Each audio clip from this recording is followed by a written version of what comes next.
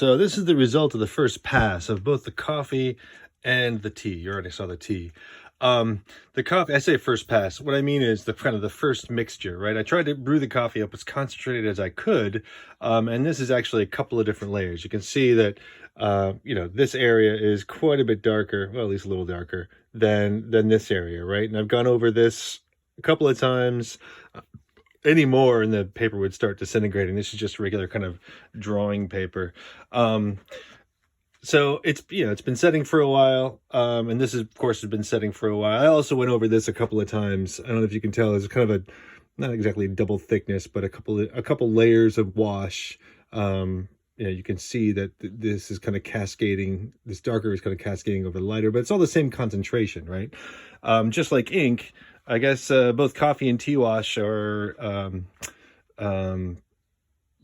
my gosh, I'm blanking out.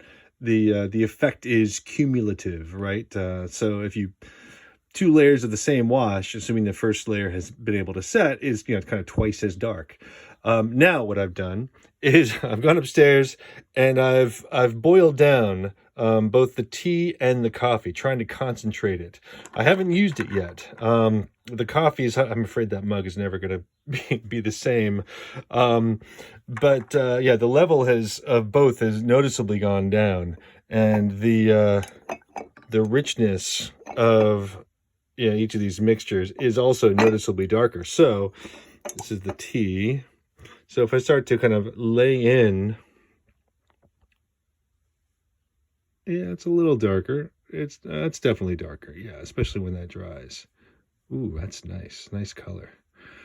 So if I go in and start to lay in this tea wash, more concentrated tea wash over the older kind of already set layers. Oh, that's nice. That's going to be really nice when it dries. I'm afraid I can't go a whole lot darker than this. This is not like the ink in that you can get these really rich, nearly opaque blacks, but the color, oh, look at that color, that beautiful warm.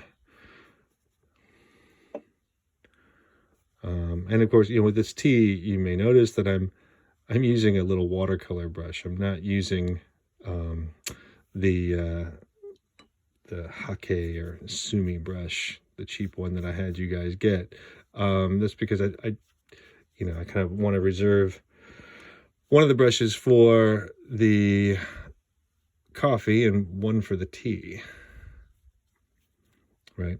All right. So I'll go in and kind of play with that a little bit later on.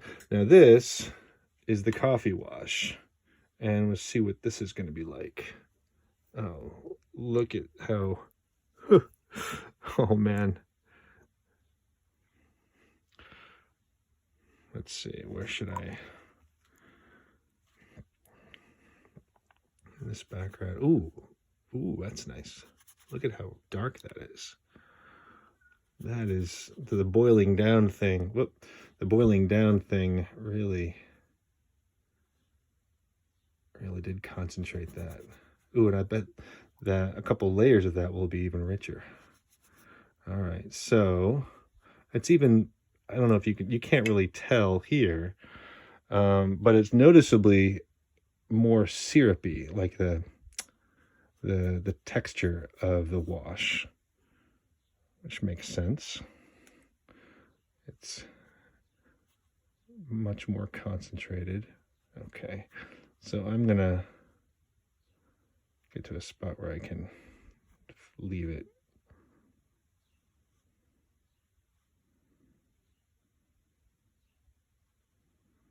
All right, so I'll leave it there and then play with it a little bit later on, kind of off camera. But oh, look at that. Ooh, both the coffee and the tea. Ooh, gorgeous. Oh, this is gonna be fun.